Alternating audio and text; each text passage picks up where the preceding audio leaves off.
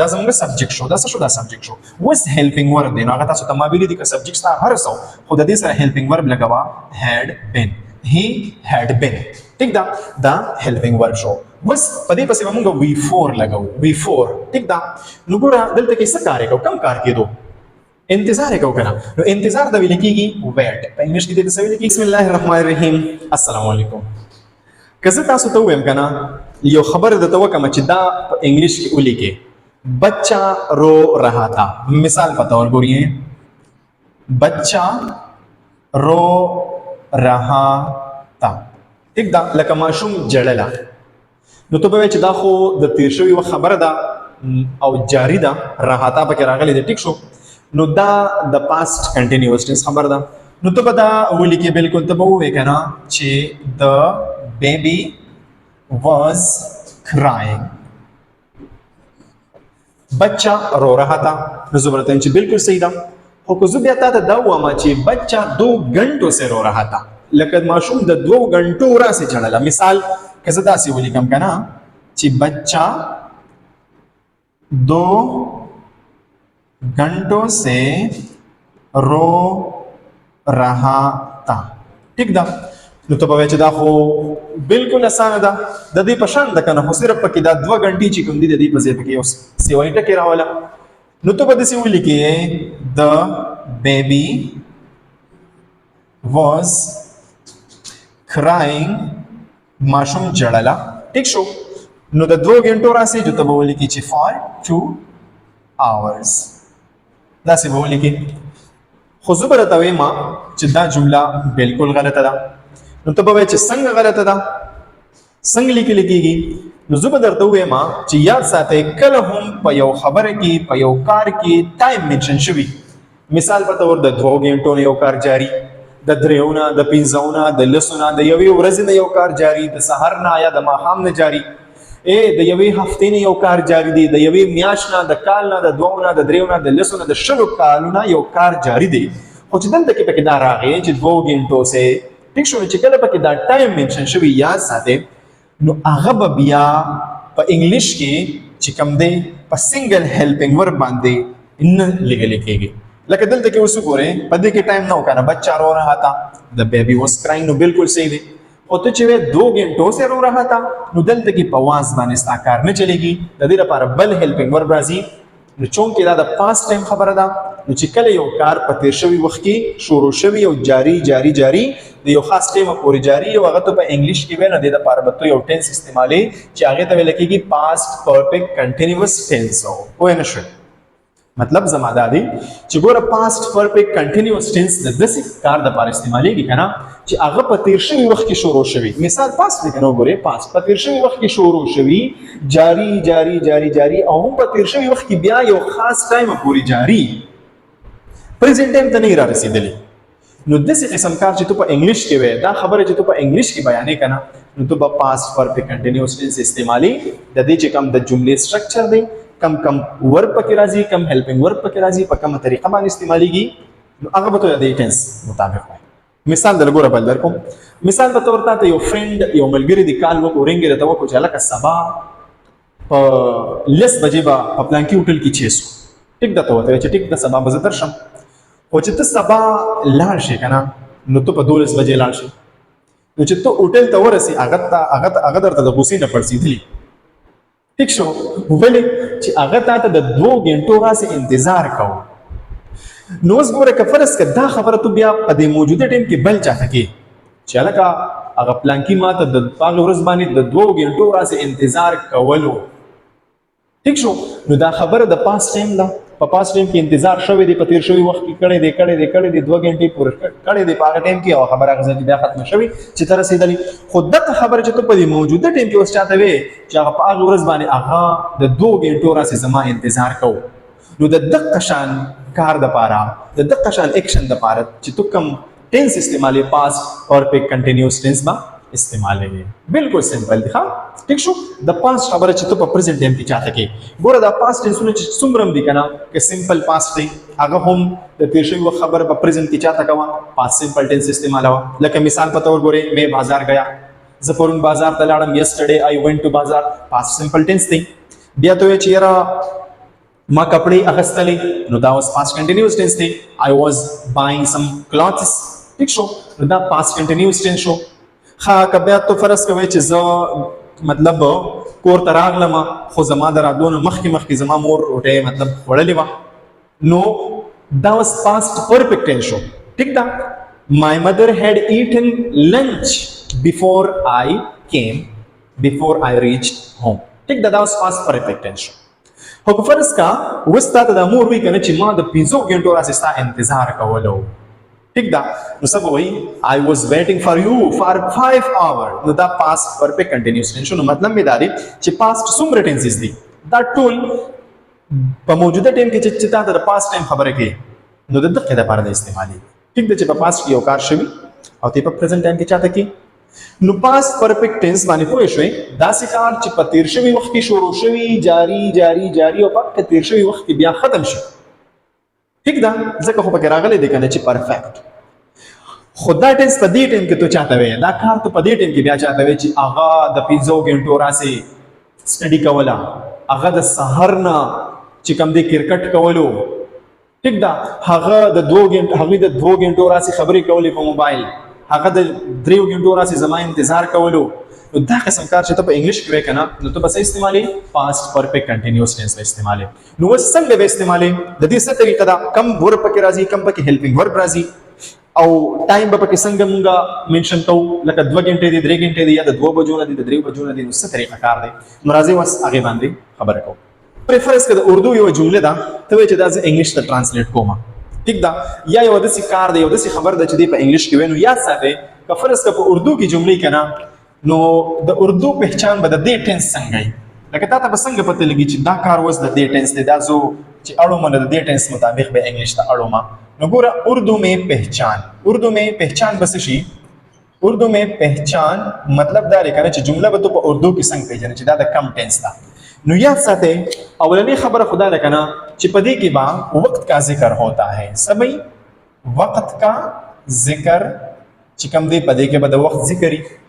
دویمه خبر دا ده کنه چې په دې کې به سره غلي وي په اخره کې به راغلي یا رهاتا یا به پکې رهي تی راغلي یا به پکې رهي تی راغلي. ټیک ده.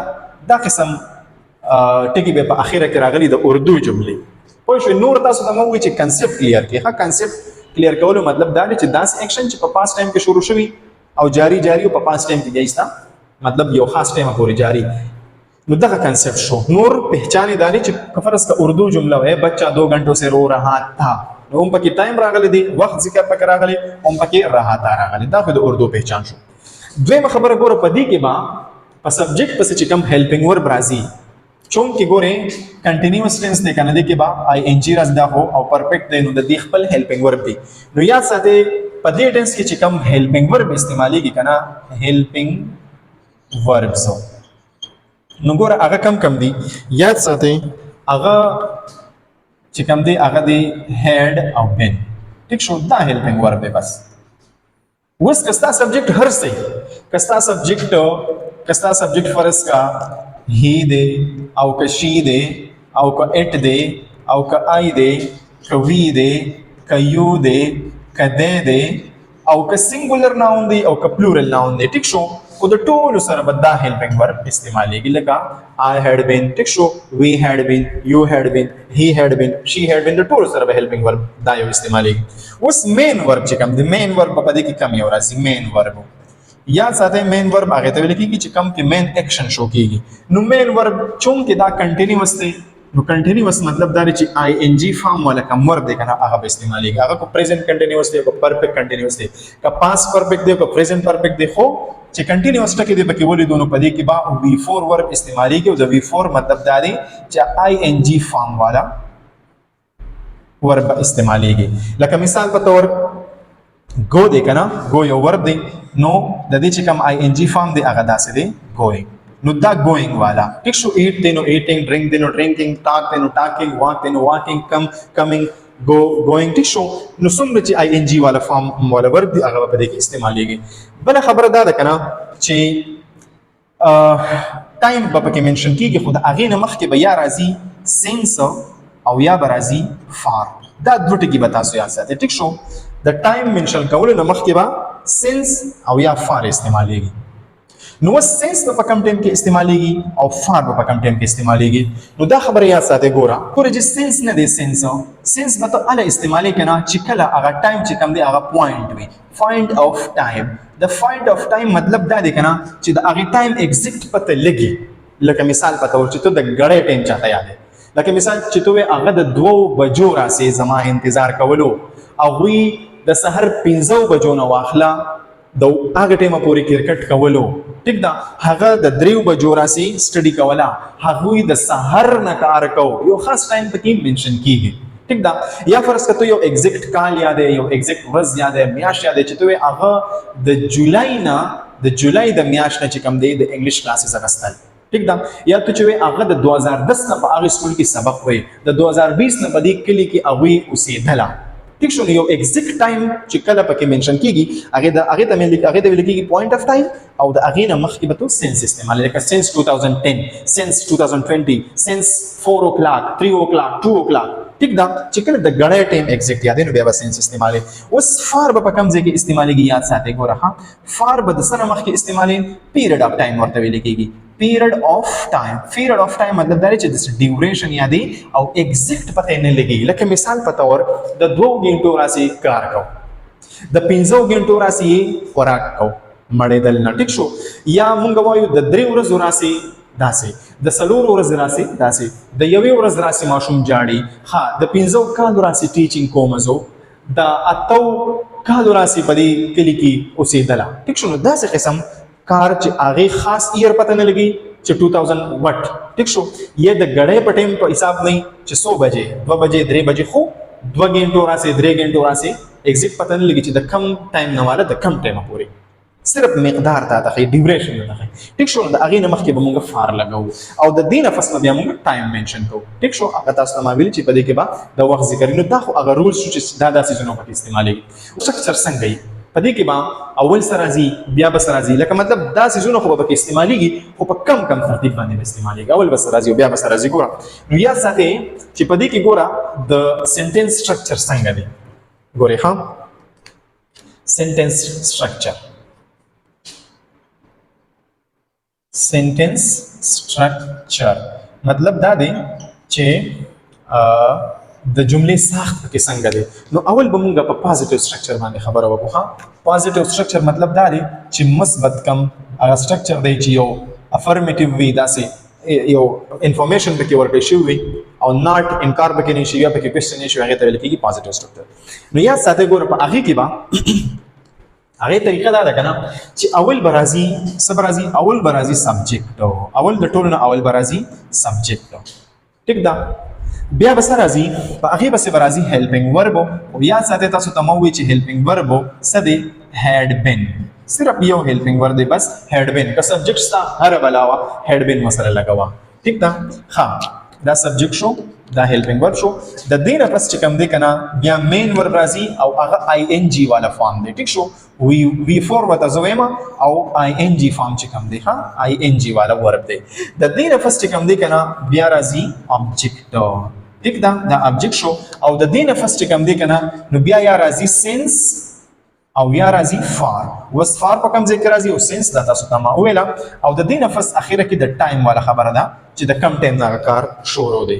نو دا د جملې چې کوم مثبت سټرکچر دی کنه، د پازیټیو جملې چې کوم سټرکچر دی نو هغه داسې دی. اوس وګوره مثال در کوم چې ته کنه هغه د 2 غنټو راسي زما انتظار کو، هغه د 2 غنټو راسي زما وہ میرا انتظار 2 घंटों से कर रहा था. دا خبره زوس په انګلیش کې کومه ګوره ها، هغه ٹھیک شو، هغه د 2 घंटों راسي زما انتظار کولو یا کوو د تیر شوی وخت خبره ده. ټیک ده، دا خبره زوس د دې سټرکچر مطابق انګلیش ته اړوم. نو ګوره یاد ساتئ چې دا انتظار چا کو، هغه کو. نو زموږ سبجیکټ څه شو؟ هغه شو. نو ګوره د هغه د لپاره په انګلیش کې څه راځي؟ هی. ټیک شو. اوس په دې پسې هیلپینګ ورب راځي کنه، دا زموږ سبجیکټ شو. دا څه شو؟ دا سبجیکټ شو. اوس هیلپینګ ورب دی. نو هغه تاسو ته ما ویلي دي که سبجیکټ ستا هر څو خو د دې سره هیلپینګ ورب لګوا هډ بین. هی هډ بین. ټیک دا هیلپینګ ورب شو. وس پدې پسې موږ وی 4 لګاو وی 4 ټیک دا. نو ګوره دلته کې څه کار کوو کم کار کېدو انتظار کوو کنه. نو انتظار د ویل کېږي ویټ په انګلیش کې د څه ویل کېږي ویټ. خو تاسو ته مو وی چې آی ان جی فارم دی د دې سره وسو لګوم waiting ing وسو لګوم he had been waiting. وس زما انتظار کوو کنه زما انتظار کوو نو څه به لګوم for me زما انتظار کوو نو دا هغه ورب شو او دا چې کوم دی دا object شو. ټیک دا. اوس د ټایم خبره ده نو زه به یا سنس لګوم یا به فار لګوم. نو تاسو ته ما وویله چې کله ایگزیکټ پته نه لګي ټیک ده لکه دلته کې کویلې وي چې د 2 بجو راځي 2 بجو ایگزیکټ د غړې ټایم یاد کړی نو ما بیا سنس لګاو خو صرف 2 غنټې یاد کړې دي دا نه دی ویل چې د کم ټایم نه ولا د کم ټایم په صرف 2 غنټې یاد کړې نو زه به لګوم فار دا یاد ساتي ها فار مې ولګاو او بیا به ټایم یاد کما نو 2 غنټې دي کنه 2 hours. ټیک شو. دا څنګه شولا he had been waiting for me for 2 hours هغه د 2 غنټو راسي زما انتظار کو. اوس ته بل مثال درکوم. مثال پته ور چې ته کنه مثال ته وګوره قد خیرات ولا مثال بدر کم چې زه تا ته هم کنه چې تا پر دې خیرات لتلې تا د 9 بجو راسي چاول خوړل لګیا وي د 9 بجو راسي روټي عام طور 10 بجې شروع کیږي نه د 9 بجو راسي تا چاول خوړل دا سه مثال شو ګوره تا د 9 بجو دا ور 9 بجې دا اوس د غړې ټیم دی یاد ساتي ها د 9 بجو راسي چاول وړل. ټیک شو وړل لګیا وي. ټیک ده. نو دا د تیر شوی ټایم خبره ده او جاری په هغه ټایم کې. نو ګور دا چې زه اوس انګلیش ته اړم څنګه به اړم تا دا وړل دا کار چا کو تا کو ها. نو ګور دا زمونږ څه شو دا زمونږ شو سبجیکټو بیا واپس راشي هیلپینګ ورب نو هغه څه دی هغه هډ بین دی بیا واپس راشي ایټ وړل د سوي ایټ کنه آی ان جی مو سره زو ولګوم یو هډ بین ایټینګ څه دی خوړلا چاول دی خوړلا rice you had been eating rice د کم ټایم نه دی خوړلا. نو ګور دا اوس 9 بجې دی د غړې ټایم دی ایگزیکټ پته لګي نو زه به ولګوم سنس به ولګوم دلته کې پته نه لګي نو ما فار لګول سنس 9. ټیک شو 9 او کلاک 9 of the clock. ټیک شو. نو چې کله د غړې ایگزیکټ ټایم راشي یا کال راشي چې د دې کال نه د دې کال نه بیا به موږ څه لګو سنس. نو دا پکې د سنس او د فار هغه خبره هم کلیر شوله. ٹھیک دا او دا شان د دې سټرکچر مطابق دا دوانه سنټنس موږ انګلیش ته واړوله. وسو د دې نه بعد د دې نیگیټیو سټرکچر څنګه جوړیږي لکه مثال دا خبره زو نیگیټیو ته اړوم چې هغه د 2 غنټو راسي انتظار نه کو یا تا د 9 بجو راسي خوراک نه کو نو دا خبر بسنګ کوم او بیا سوال بسنګ جوړوم لکه آیا تا د 3 غنټو راسي انتظار کو. ٹھیک شو جسه تاسو کوم کې کومه هغه ته انټراګیټیو نو دا وس میټاوما که تاسو ځان سره دینه سکرین شاټ وباسئ او نیگیټیو او انټراګیټیو سټرکچر دینه په 6 منټ کوم. نیگیټیو سټرکچر لکه نیگیټیو جمله په دې کې څنګه جوړیږي لکه مثال په تور مونږ د سحر نه مطالعه نه کوله هغوی د 2 بجو راسي کار نه کولو. ټیک دا چې د نه پکې راغلي انکار پکې شوی نو د اغه د جملې سټرکچر دا دی اول برازي سبجیکټو بیا به راځي هډ په منځ کې بناټ او بیا به بن راځي هغه کم هیلپینګ ورک شو کنه هډ بن نو داغي په ریمنس کې به دا ناټ رانه نوځي. ټیک دا وګوره had not been. ٹھیک شو. بیا اقا طریقه دا وی 4 بیا object بیا سنس فار او بیا ټایم دی. مثال ته وګوره مونږ د سحر نه مطالعه نه کوله. ټیک دا وګوره دا به په انګلیش کې څنګه لیکم مونږ ته په انګلیش کې ویل کېږي سا وی. ټیک شو. بیا به ولګوم had بیا به پکې دا ناټ راشي. ټیک شو we had not بیا به راشي been we had not been بیا بس شي مطالعه ته ویل کېږي په انګلیش کې سټډي خو چون کې کنټینیوس ټینس دی نو آی ان جی به سره ولګوم we had not been studying بیا به ولګوم since یا for. ٹھیک شو.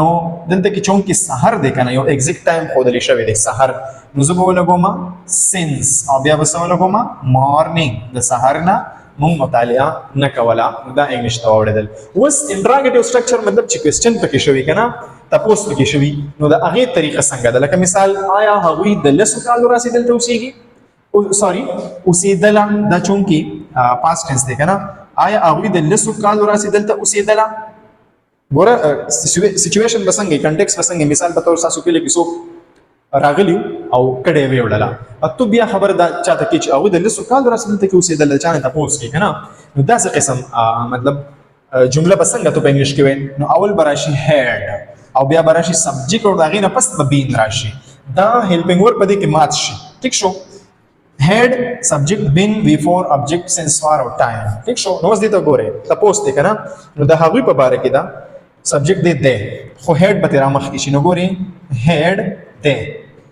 had they او بیا برشي been had they been living ٹھیک شو دا اوس هغه before شو had they been living here دلته کې او لس کال دي کنه ایگزیکټ ټایم پته نه لګي چې 2010 نه 2015 نه 2020 نه ایگزیکٹ پته نه لګي لسو کال راسي نو فار براشي فار 10 years سوري دا کم years مې ولیکو وګ والا years مې ولیکو 10 years او د لسو کال راسي دلته کې اوسېدله نو دا چې کوم دا انټراګیټیو سنټنس دی او دا چې کوم دی دا نیگیټیو سنټنس دی نو ګوره چې د یوې جملې هغه بیسیک سټرکچر تاسو زده کو کنه چې کم ترتیب سره او کم پکې هیلپینګ ور دي نو تاسو بیا په سوونو په زرګونو جملې چې کوم دی هغه تاسو انګلیش نه ترانسلیټ کولی شئ او یاد ساتئ چې کله هم تاسو د انګلیش جمله او دا هم پکې ولیدو هډ بین هم پکې ولیدو ټیک دا نو دا به د پاست پرفیکټ کنټینیوس ټینس جملې او که هیز بین هم پکې ولیدو هیز بین هغه پریزنٹ پرفیکټ کنټینیوس ټینس هغه ما په لیکچر کې ریکارډ کړی دی وزه د کومه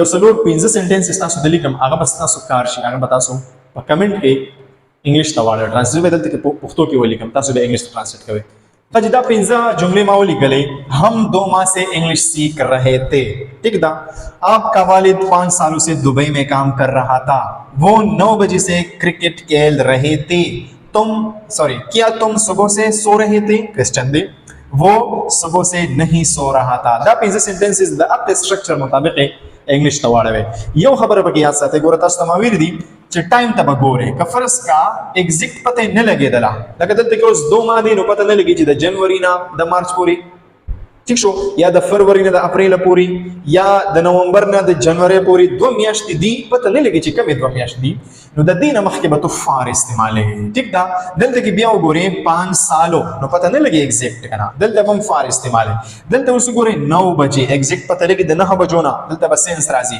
دلته کې دی صبح دا هم پته لګي چې د سحر نه واخله دلته هم سنس راځي دلته کې هم صبح دی نو دا به کې یاد ساتئ ګورئ چې کله مثال پتا اور سنس به تو کم ځکه استعمالي سنس چې کله تو استعمالي نو سوچ بکې دا به تر سره مخ کې استعمالي ګور یا خو دا تو ایگزیکټ ټایم چې تو شو کې کنه ایگزیکټ ٹھیک شو ایگزیکټ ټایم د غړې ایگزیکټ ټایم مثال پتا اور 1 o'clock ټیک دا یا 2 o'clock یا 3 o'clock د غړې ټایم چې ته یادې د دې نه مخ کې به تو سنس استعمالي یا فرض تو خاص ټایم یادې مارننګ شو ایوننګ شو ماخام ټیک شو یا لاست نایټ شو لکه تیر شوی چې کما شپه ده د دې نه علاوه ته ایگزیکټ ورځ یادول شي لکه سنس منډه ٹھیک شو ټیوزډے وینزډے تھرسډے د دې نه علاوه ته مطلب ایگزیکټ میاش هم یادول شي چې سنس جنوري we